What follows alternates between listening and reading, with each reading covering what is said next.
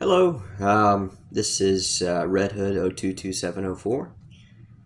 I haven't posted many videos on my channel. Most of them are rather simple in nature, mostly just kind of, just videos I made when I was still living with my stepmom back at home. I'm currently moved out now, and I got an apartment, and I have a poster board set up on the living room table with some track and stuff to mess around with some of my old trackmaster engines. And I just want to talk about a couple of projects that I'm working on. Firstly, oh, don't mind the pile of markers and tools over there. That's been a part of the process for today. Um, Project number one, RC Thomas. So this Thomas initially started off as a talking Thomas, just from classic Trackmaster.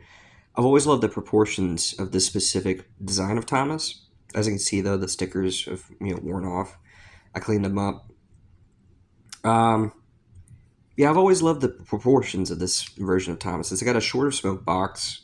The saddle's a lot thinner, so he doesn't kind of have the smoke box that's similar to Stanley's, where it's just a tombstone shape. It's more accurate to the character on screen, as well as the little lip on the coal bunker and more detailed coal. But no, other than that, I've always really loved the proportions of this model. It's like a more sturdy and robust version of the classic Trackmaster Thomas. But what I've effectively done is I cut a hole in the roof to allow the switch for a traditional motor to be put into place. And I swapped a traditional motor into the chassis. The circuit board and everything and the button have been removed. The boiler is now glued in place rather than being a button. Um, Not to mention, I carved out a little bit of the chassis to allow for the wheels to fit properly.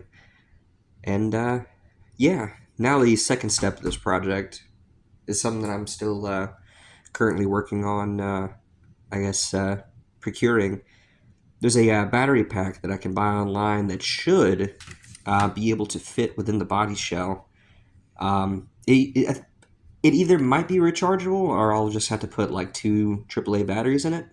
But it'll allow me to effectively provide power to Thomas and connect it via Bluetooth to run, back and forth, as much as I please.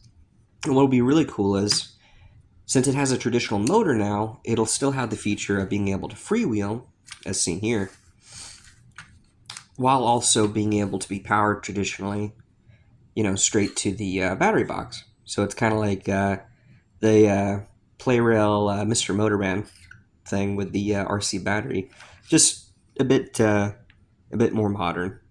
Plus, it'd be cool to control with my phone. But so that's my main project. I've been cutting away on. And project number two, you know, this.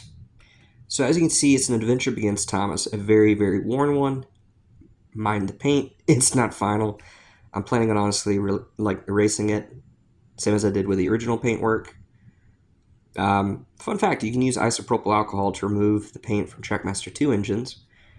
But this may seem like a rather weird engine, and it's because it is. Effectively, it is a body shell of a Trackmaster 2 Thomas with a traditional short motor chassis.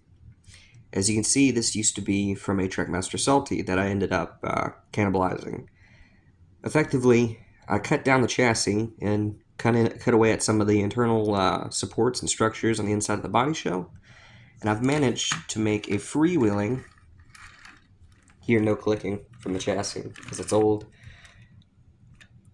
and operating Trackmaster 2 Thomas, basically fixing the problems that you know people had with the first gen Trackmaster 2 engines.